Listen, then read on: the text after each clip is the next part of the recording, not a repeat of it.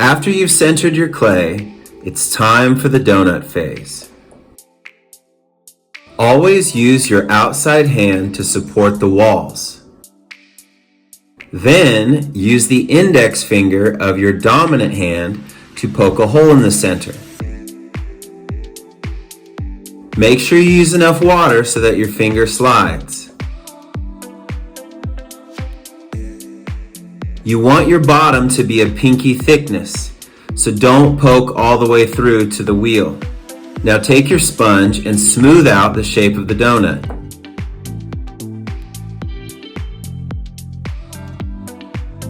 Next, we have the tire phase. Again, you want to use your offhand for outside support. Now place your index finger inside the donut, pulling outward.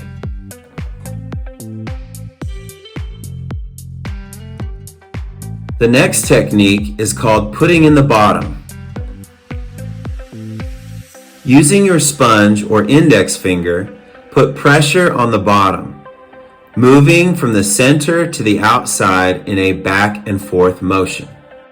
This will pack in the clay at the bottom, giving you a strong foundation.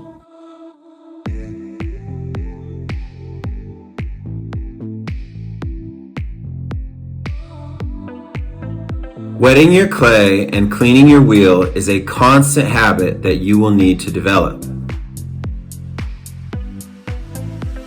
So let's say I accidentally knock my clay off center. To put it back on, you need 3 sources of pressure. Outside pressure from your support hand, inside pressure from your index finger, and downward pressure from the meaty part of your thumb.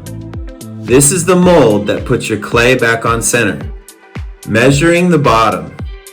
To measure your bottom, first stop your wheel. Take a needle tool and poke it through the center down to the wheel. Grasp your needle tool with your index finger against the base of the clay and pull up. This will show you the exact thickness of your bottom. If your bottom is as thick as your pinky, proceed to the volcano stage. Drying the bottom. While throwing, it is important to take your sponge and soak up the water off the bottom. If you leave water in your pot, it will dissolve the bottom and weaken your foundation. The volcano stage gets its name because it looks exactly how it sounds. Place the fingers of your offhand inside the clay for support, and place your sponge on the outside bottom of your clay. Push in and pull up.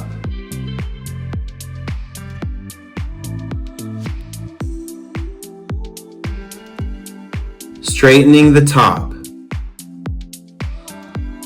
To straighten the top, apply pressure on the walls with your pincher fingers and downward pressure from your index finger.